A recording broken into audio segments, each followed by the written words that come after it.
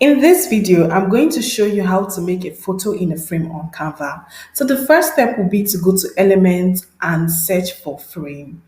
You will see a bunch of options of frame available, different sizes and types. I'm just going to be choosing two basic frames here to just explain how to make a photo into a frame in this video.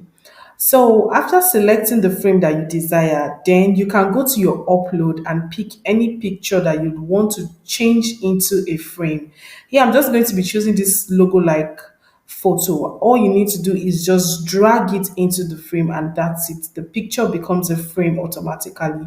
The next step is to either go to Element and search for a picture that you want and drag it again still into the frame. If you feel like it doesn't sit properly into the frame, then you can just readjust it, and that's about it.